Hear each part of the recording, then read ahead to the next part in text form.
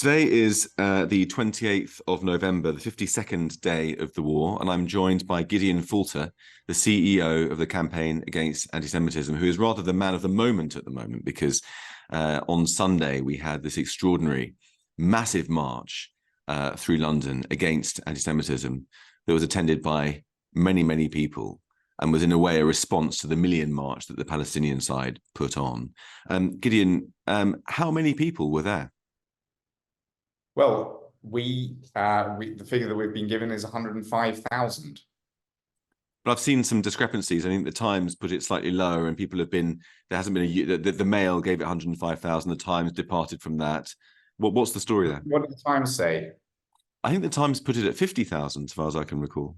I think they're probably going off the press release that went out right at the beginning. Right. So the beginning of the march, when people were still gathering before the march had even set off, we put out a figure of 50,000. What we weren't aware of at that time is that the side roads along the march and also a whole series of roads behind the march had started to become backed up with thousands of people who were being held back to avoid a crush.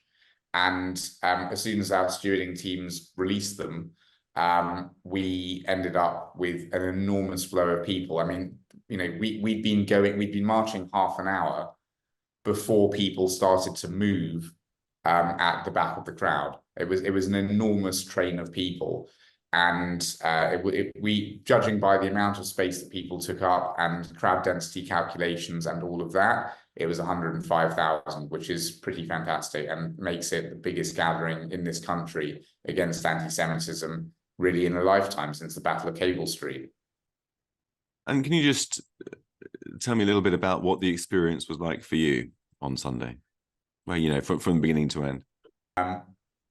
So this march is something that we've been wanting to do for a few weeks, and we have this phenomenal team of volunteers who had given their time alongside our staff. They just decided to do nothing else for over a week. They hadn't gone into the office, they hadn't spoken to their families, they'd given themselves over entirely to getting this thing together. And we weren't sure how many people were going to turn up. And when we got to the actual start location, the Royal Courts of Justice, which for me actually was quite poignant because it happened to work out that way, and CAA's first major rally was outside the Royal Courts of Justice in 2014. So it was a spot which for me held a little bit of, it held some significant personal resonance. And when I got there, I was shocked to see that what we were now doing, the March Against Anti-Semitism, with so many other partners, was this enormous gathering of people. Normally, when one has a rally, you have a look at the crowd, you know roughly how large the area is, you make a quick calculation and you come up with the number of people. In this case, I could not do that because I couldn't see at any point from when I arrived to when I left, I could not see the end of the crowd.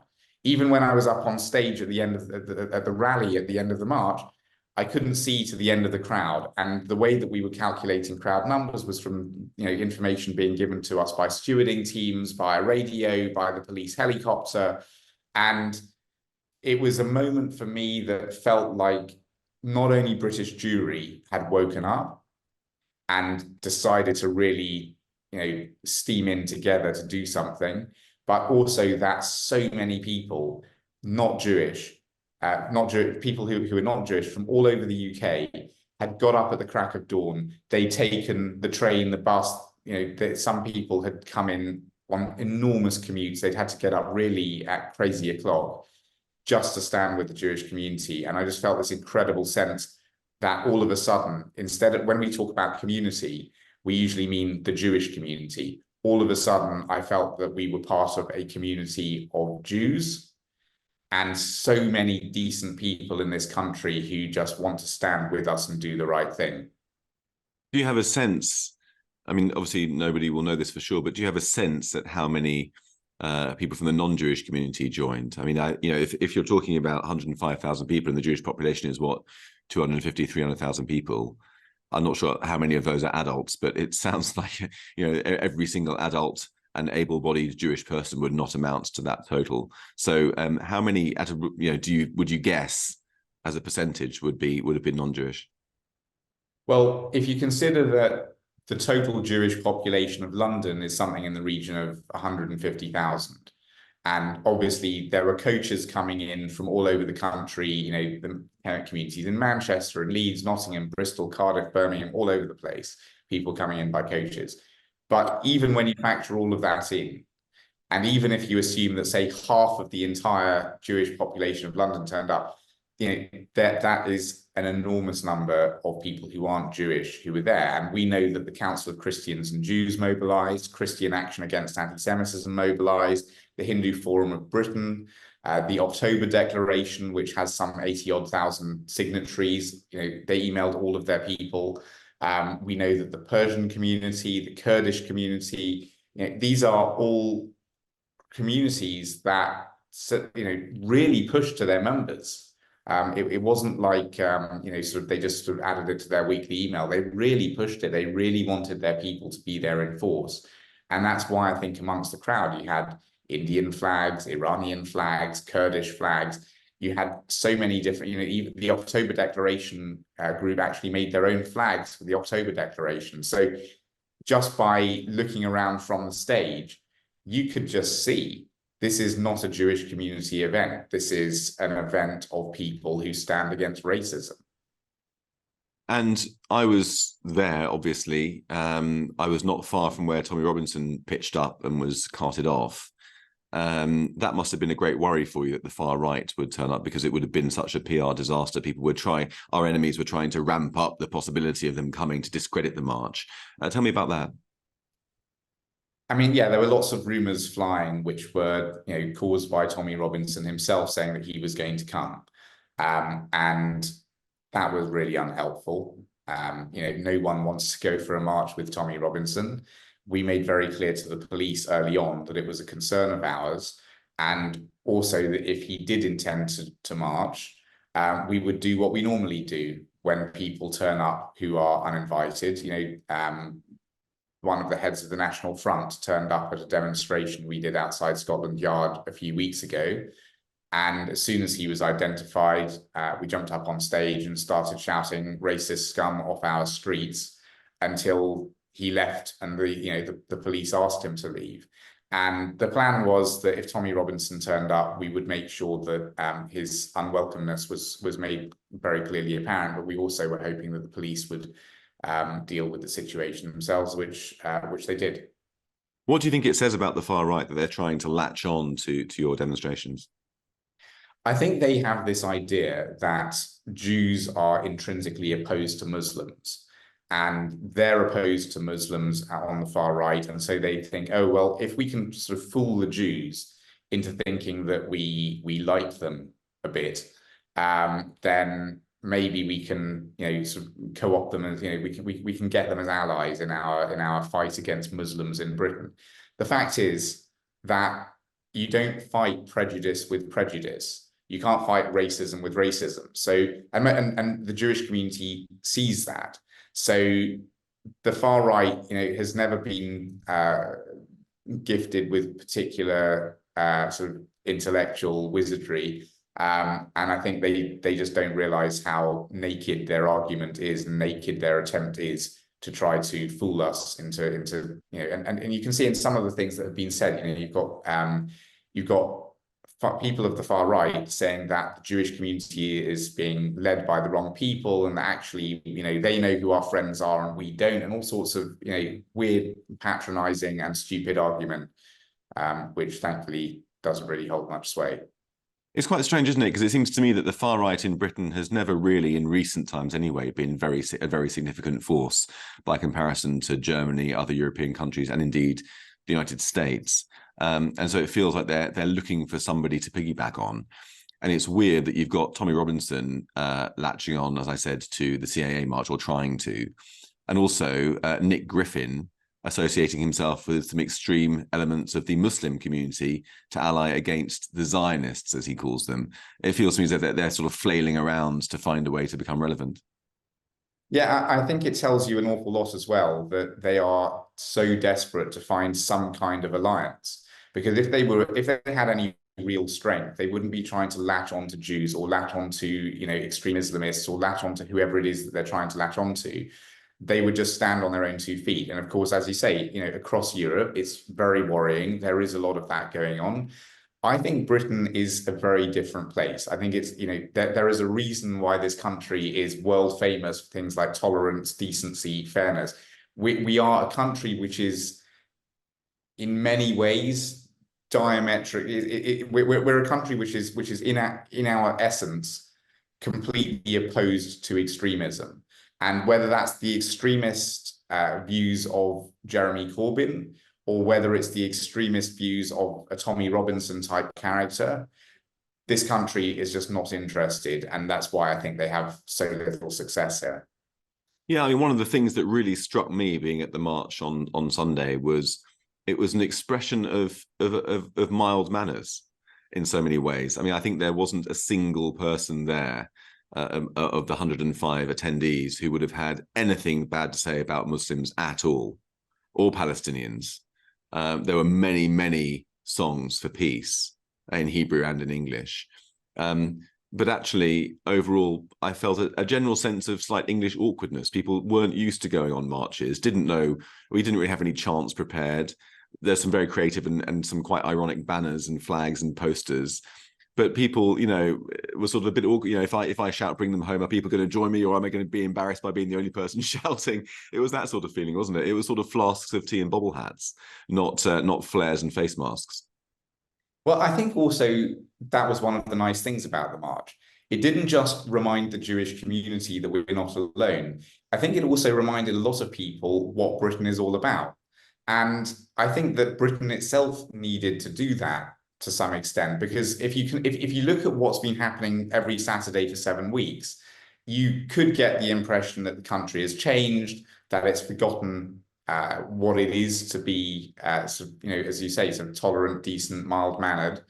And instead, it's just become this place where extremism, Islamism, far leftism runs amok, and you get people dressed up as Hamas suicide bombers, or people walking down the streets with signs that wouldn't have been out of place in 1930s Germany of the far left.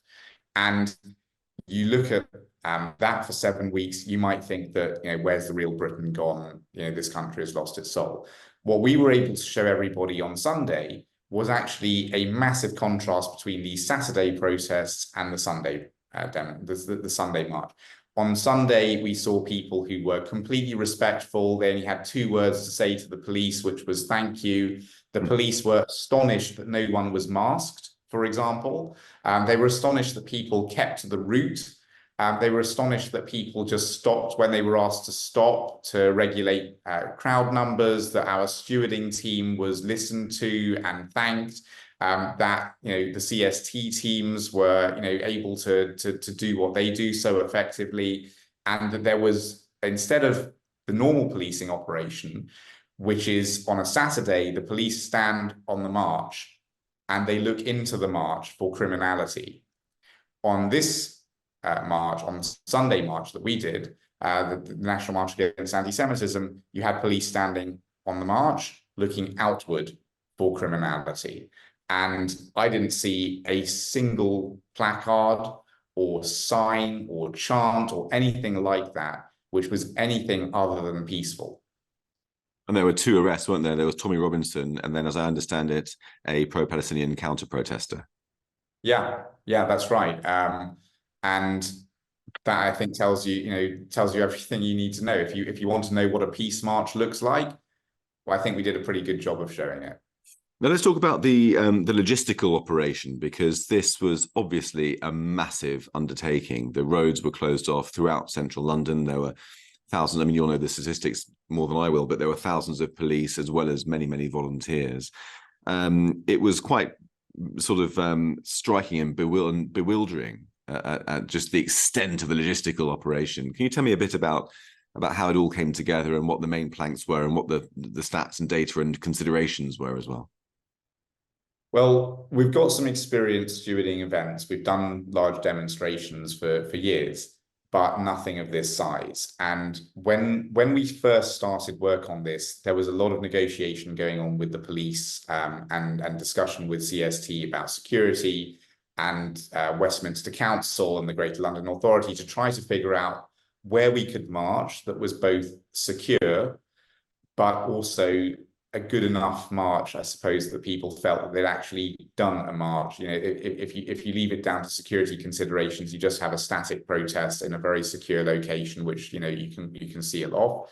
But a march is a much more complicated thing. So we ended up not knowing where our start point was going to be for really the first week or so, week and a half of that was work. Determined by the police, was it?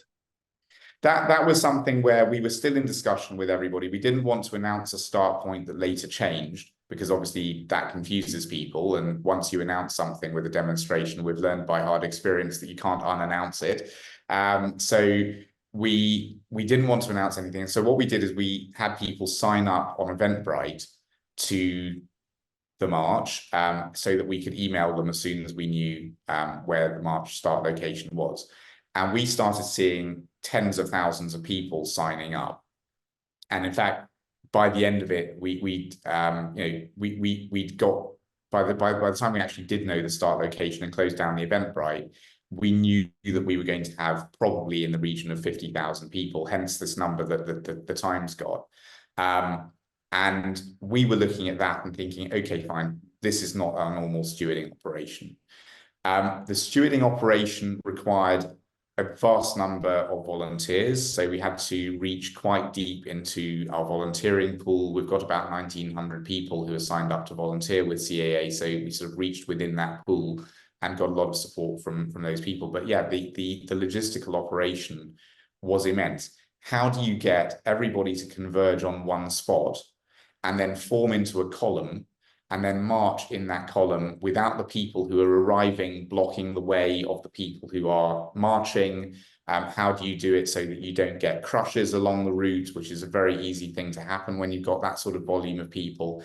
How do you prepare for more people? So thankfully, we did prepare for about double the numbers that we had, just in case. And that included things like sound systems and stewards with megaphones and all this sort of stuff. But the logistical operation was immense, and it was all planned by volunteers working closely with police and CST. And really, they did a really fantastic job. And the security considerations must have been quite significant as well. I mean, you know, if only because people needed, I think, to be reassured enough that it was going to be safe in order to attend in the first place, many people. Yeah, I think, first of all, it's a sort of very sad thing, isn't it, that when you want to organize a march against anti-Semitism, one of the first things that you've got to think about is, okay, who is going to try to commit a terrorist attack, let's say, at this march? And once you actually go down that rabbit hole of discussing the security considerations, you know, it's jaw-dropping. It is absolutely jaw-dropping, the number of things that people might do. And these are not all hypotheticals. These are things that have happened in other parts of the world, thankfully not here, which you need to prepare for if you want to organize something in a responsible manner. And we were determined that if we were going to march against anti-Semitism, everybody needed to not just be safe, but also feel safe. And that led to the deployment of over 1,000 police officers. It was one of the largest deployments ever in the history of CST. For us, it was certainly the largest deployment of stewards that we've ever had. And you know, it was quite an operation just to make all that work. Now, one of the only notes of disappointment that I heard from people was with regard to the politicians who took to the stage. Not that Tom Tugendhat and Robert Jenrick and Peter Carl are in any way, you know, second rate. They were brilliant. They spoke beautifully and wonderfully and inspiring, and it was great that they turned up. But I think people had hoped that Prime Minister might come, that Keir Starmer might come, that other frontbenchers might make an appearance as well. What can you tell us about that? I think, first of all, we really wanted this to be a non-political, cross-party show of support for the fight against anti-Semitism and for the Jewish community. And we did have, you know, 3 government ministers speaking to us. We had a member of the shadow cabinet speaking to us. We didn't want to have acres of speeches, so we sort of contained the political part to that. I think we did invite all MPs. We did invite the leaders of all political parties. They obviously have lots of different commitments to juggle, and I suppose part of that juggling process will also involve security considerations. And really, it was left to each of them whether they wanted. Do you think they should have come? Look, I think anti-Semitism, according to the Met, just in London, has surged by over 1,000% in the last few weeks. I know, and I think we all know, how the Jewish community has been feeling. The statistics that we released on the day of the march show that. We see 69% of British Jews feeling that they may have to hide their Jewish identity in public. We have 90% of British Jews saying that they avoid city centres when these anti-Israel demonstrations are going on. It's obviously a matter of immense concern to the Jewish community. I think it is also, as we saw from the number of non-Jewish people who turned out in support on the march, it is also a matter of massive concern to the general public. And I think that it should be a matter of massive concern to all politicians from all political parties too. I mean, on that note, there was, I mean, obviously the main thing that came across from being on the march was this extraordinary sense of unity from the people on the march. As you said, there were people from all different, a kaleidoscope of different communities allying with the Jewish community, and that really was very, very powerful. But since the march, there have been a few notes of disunity from the leadership of the Jewish community. Many people came together and stood behind your banner and walked with you proudly in support of the cause. But there were some notes of tension as well, weren't there, before? I mean, I know the Board of Deputies supported the march with a tweet very late in the day, on the Saturday evening, I believe it was, before the march. And then they attended, but not right at the front, and so on and so forth. And obviously, tension is high during a time like this. Looking back, do you think that there's anything the CAA might have learned or might have done differently to enhance communal unity amongst the leadership groups of the community? I actually think it was a remarkably unified march. I mean, if you look at who was on it at the front and which organizations were supporting, it was really a very broad spectrum of different organizations and groups. We deliberately, when we launched the march, launched it as an unbranded project. There was no CAA logo on it. Once we called the march, lots of different community groups, and we were very pleased to have as partners in all of this the Office of the Chief Rabbi, the Jewish Leadership Council, the United Synagogue, synagogues from the Federation, Masorti, Reform, Liberal, Union of Jewish Students, Stand With Us, Holocaust Educational Trust, National Jewish Assembly. I'm almost certainly going to forget an organization and upset them, but we had very, very broad support. And I actually can't remember a time that's something that where you've seen quite such broad support from quite so many different community groups for a project like this. I think it was helpful that it was an unbranded project, and that allowed everybody to own their bit of it. And I know that a huge amount of work was done. The groups that I just mentioned, the organizations that I just mentioned, they put it out to their whole mailing lists early on. They really called their people out, and I think that's part of the reason why it was such a success, is because everybody could see that the Jewish community was uniting, and I think that helped the allies of the Jewish community to unite. And I think in terms of lessons learned, I think the main lesson is more of this, please. And what could have gone better with the board, do you think? I think really the questions about that are really for the Board of Deputies to reflect on how they could have done things better. I'm not familiar with all of the discussions that will have taken place within the Board of Deputies, and I'm sure that there will be all sorts of reflection within the Board of Deputies, but it's really not something for me to say. Now, one thing that people have been asking a lot is this going to be a regular occurrence, or was it a one-off? What do you say to that? I'm going to I'm going to try and avoid that question. Okay, okay. Why? I think there are all sorts of plans afoot. I think that what happened on Sunday sort of lit a beacon of solidarity for not just for Jews, as I say, but for people in this country who want to stand against anti-Semitism. I think there are so many possibilities that flow from that. And I think also it's very dependent on the situation that we find ourselves in. It depends partly, for example, on policing of what we've been seeing on Saturdays. I think one of the reasons that there's been such strong response from all of our allies is there is a feeling that sort of the British system of justice has not been behaving quite as it should. And I think improvements in that, I think, will make a big difference in how people feel, particularly within the Jewish community. And I think that events in Israel and events between Israel and Hamas, I think, will also make a big difference. So we're keeping an eye on everything. We've got all sorts of thoughts about what one might do. I don't think that it's particularly helpful to have sort of a march every week. One of the things, in fact, that we have been calling for an end to is this sort of marching every week that has been going on. And so we're thinking carefully about it, but there's nothing planned at the moment.